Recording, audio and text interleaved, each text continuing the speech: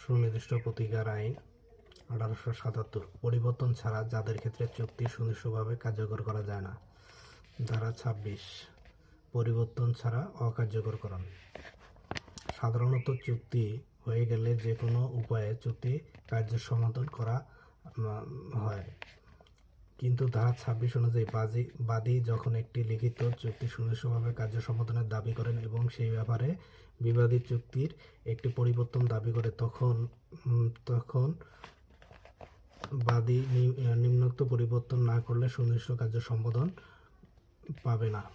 যেখানে প্রতারণার মাধ্যমে বা তথ্যের ভুলের কারণে যে চুক্তি কার্য সম্পাদন দাবি করা হয় তা সত্যসমূহ বিবাদী চুক্তির সময় যেমন ভেবেছিল তা থেকে ভিন্ন রূপ হয়েছে। যেখানে প্রতারণার মাধ্যমে বা তথ্যগত ভুলের দরুন বা অত্যন্ত অপ্রত্যাশিতভাবে বিবাদী তার এবং বাদীর মধ্যে চুক্তির ফলাফল সম্পর্কে যুক্তিসঙ্গত ভুল ধারণার বশবর্তী হয়ে চুক্তিবদ্ধ হয়, বাদীর কর্তৃক ভুলের বিবরণের উপর বিশ্বাস করে বিবাদী চুক্তির বদ্ধ হয়েছে বা বাদী পক্ষের এমন কিছু শর্তের প্রেক্ষিতে বিবাদী চুক্তিবদ্ধ হয়েছে যা চুক্তিতে যুক্ত করা হলেও বাদী তা পালনে অস্বীকৃতি করেছে। যেখানে পক্ষসমূহের লক্ষ্য ছিল নির্দিষ্ট আইনগত ফলাফল লাভ করবে, কিন্তু চুক্তির ধরনের কারণে ফলপ্রসূ হয়নি।